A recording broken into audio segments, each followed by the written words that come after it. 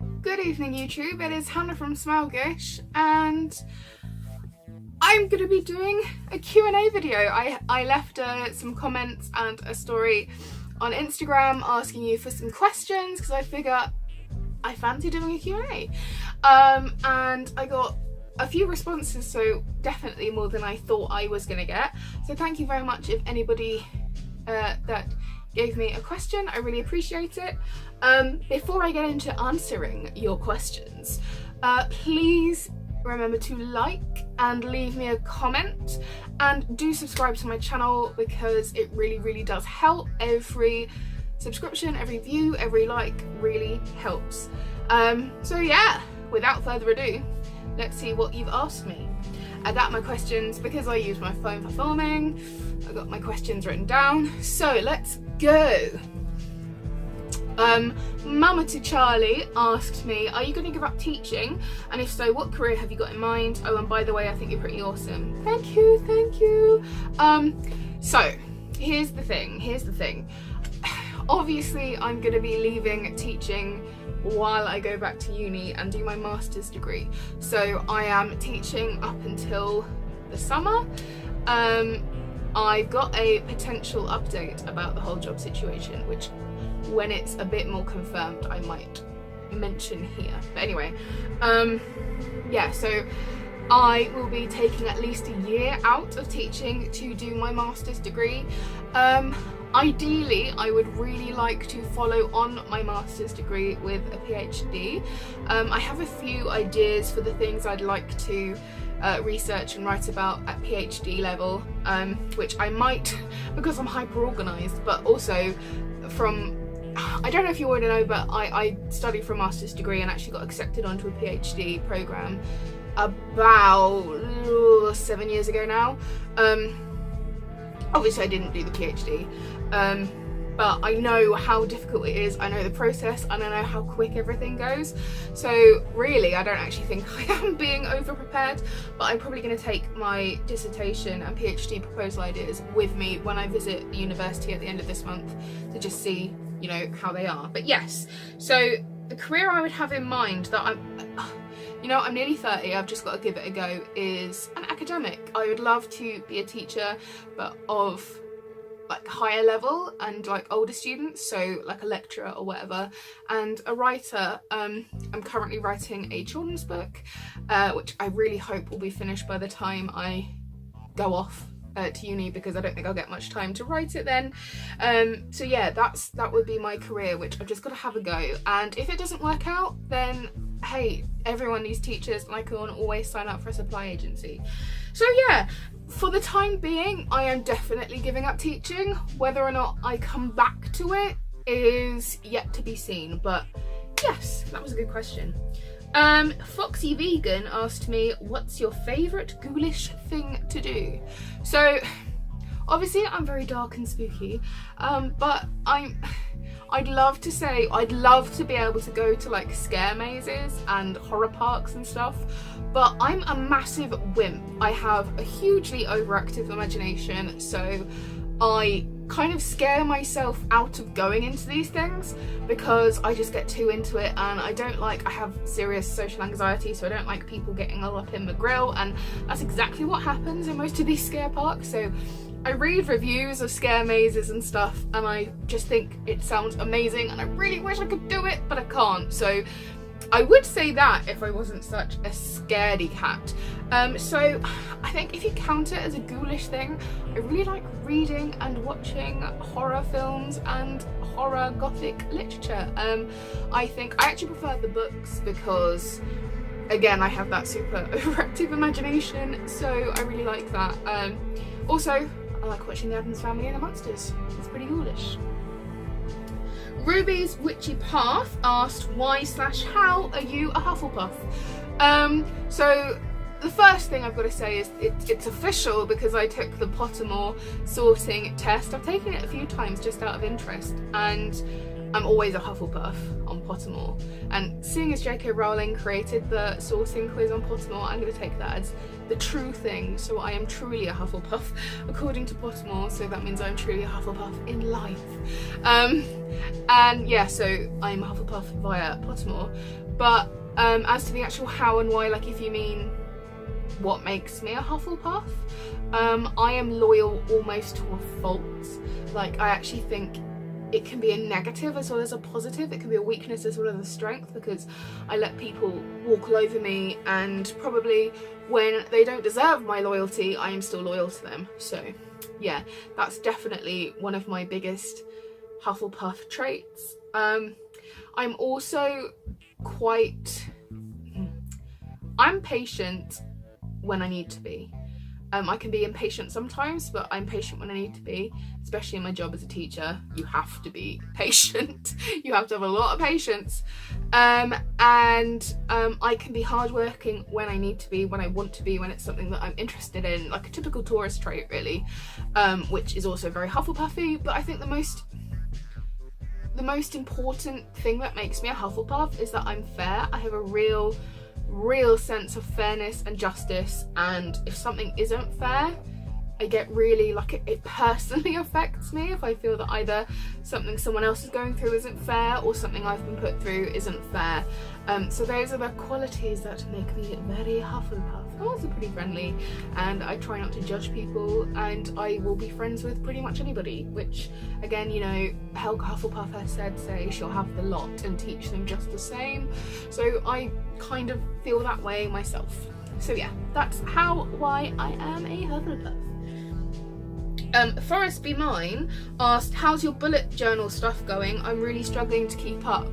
I'd say it's so-so. I've like updated my monthly spreads and stuff, but I haven't really like put anything into it in a while. I definitely haven't done my mood tracker. So I don't know whether I'm going to keep up with the mood tracker aspect going on. But I really enjoy putting my monthly spreads together. It's just me being organised enough to actually remember to input stuff in. But I'm going to keep up with it. Last year I just gave up completely, but I am going to keep up with it. I'm going to keep going. So yeah, kind of, it's iffy. It's kind of going and kind of not going. I kind of enjoy doing the spreads part of it. Like I've got a D&D character tracker. I've got a list of seasonal fruit and vegetables depending on, you know, the months and all of those kind of things. So I'm kind of enjoying that almost more than the actual monthly planner aspect of it. But yeah, I think it's going okay. Heavy Metal Mama asked, how did you get into goth? And Paige Toddington asked a similar question, which is, what influenced you into the darker lifestyle? I did actually do the goth tag, which answered a couple of these questions, which I will leave linked down below, and possibly, if I can be bothered to work out how to do it, in a card somewhere at the top of the screen. But I kind of hate to be one of those people, but I've kind of always liked spooky things. As a kid, I can remember one of my absolute favourite programmes, my favourite shows to watch was The Addams Family and The Munsters, but for some reason we watched The Addams Family more. I think it was showed more, or showed on a certain channel or something. And I absolutely loved it. Wanted to be Wednesday. Now, I still want to be Wednesday, but also kind of want to be Morticia these days. But yeah, absolutely loved The Addams Family. And if you'd have asked me when I was 3 or 4 what kind of car I wanted when I was older, I either wanted a hearse or a car like the Addamses had, which is kind of hearse-like, but yeah. So that, I think, getting into the Addams Family kind of really dictated this.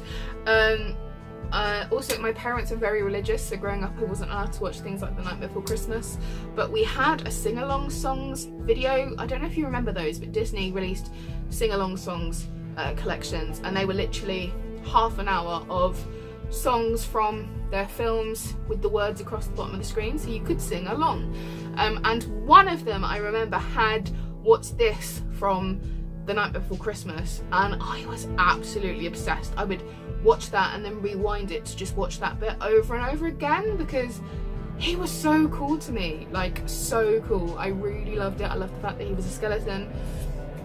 So yeah, there's that as well. And always, I was a little bit odd always as a child.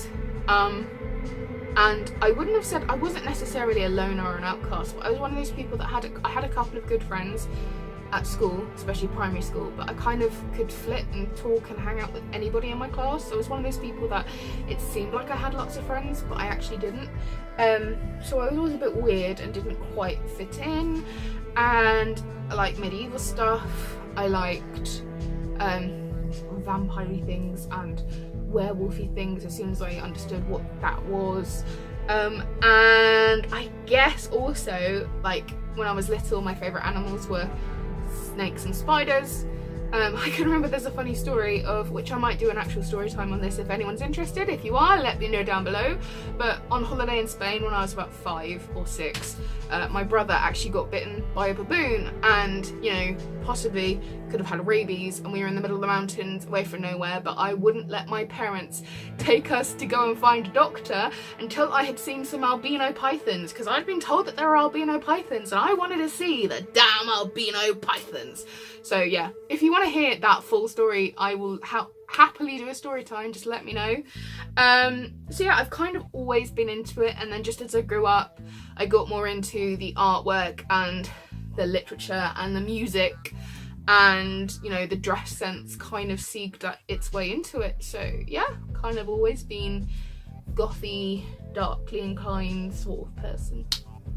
And actually my final question is a really good one to finish on, and it's from Mad Cat Delights, and she asked, have you ever had a paranormal experience? Yes, I've actually had a few, and I think also coming from a religious family, my mum definitely believes in a spirit world and stuff. So, I mean, she guards against it, so she's always tried to guard me against it, and like, I'm very careful with things. Like, I would never do a Ouija board and stuff like that. I've always been very open to it, and I think if you're open to something, then people might say you're more likely to jump to that conclusion, but I also think you're more likely to notice things. But I think the strongest paranormal experience I've ever had, and my brother also had a paranormal experience in the same place, was the first time we ever went to York for a holiday. So the city of York is probably one of my favourite cities in England. I just absolutely love it. And when I was 13 or 14, I think, we went on holiday and stayed in York for the first time, and we actually stayed, I think we must have been like the last family to stay in this place, but we stayed in an old, like, medieval original house, literally just opposite the Minster. So if you've ever been to York, you know there's the Minster, then there's like the sort of square bit, and then you've got the other church, I think it's like a chapel or something church there, and then there's like a row of shops leading into St Peter's Gate by, I think there's a Guy Fawkes pub or hotel. We were literally next door to that hotel, so right opposite the Minster, and it was one of these, it was a really old, cool house. None of the ceilings were straight, none of the floors were level.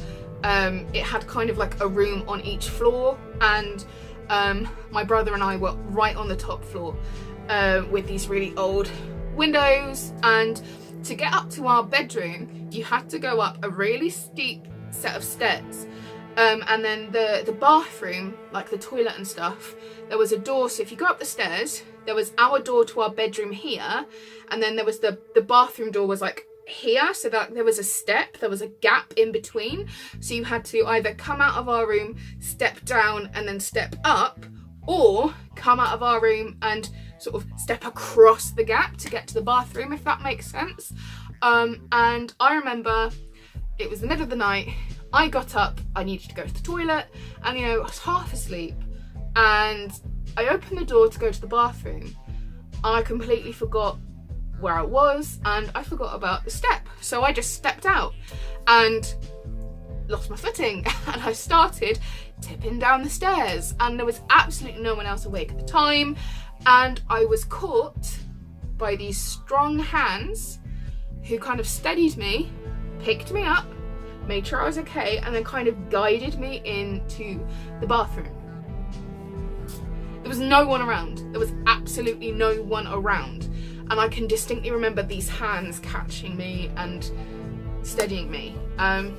So there's that. My brother had an experience in the same place, where he was downstairs. He kind of took himself downstairs to get a drink because he couldn't sleep and he wanted a drink, and he was sat in the kitchen, and the kitchen was on the bottom floor, like the ground floor, and one way was a hallway up to the stairs but also to the street, and the other door at the other side of the kitchen, there was a door into like, there was like a yardy bit, and he was just sat there minding his own business, and then he saw some movement at the corner of his eye, and so he looked, and there was a man, just a figure of a man, who just, you know, a kind of shadow, so there was no distinct figures, but this man just sort of casually walked right across, through and out the door, through the door. The door obviously wasn't open, the door was closed, just walked straight through the door into the yard and then disappeared. Interestingly, the house belonged to Sir Thomas Percy, who was kind of related to and involved with, in a kind of like roundabout background sort of way, with the gunpowder plot and Guy Fawkes and stuff. Guy Fawkes was literally born next to the house we stayed at, and they both were baptised in the smaller church directly across the road, so make of that what you will. But yes, that's probably my most interesting paranormal experience, but I'm very open to spirity stuff and I believe in it, so yeah. That was all the questions I had. To be honest, I didn't expect to get any, so the fact that I got 7 questions was really, just over the moon. So thank you very much to the people that sent me some questions, and thank you very much to you for watching. I really hope you enjoyed that. As I said, if you want me to go into more detail about anything I talked about here, like do a story time or anything, then just let me know down below. And yeah, remember to like, and please do subscribe to my channel if you aren't already, and I will see you in my next one. Bye.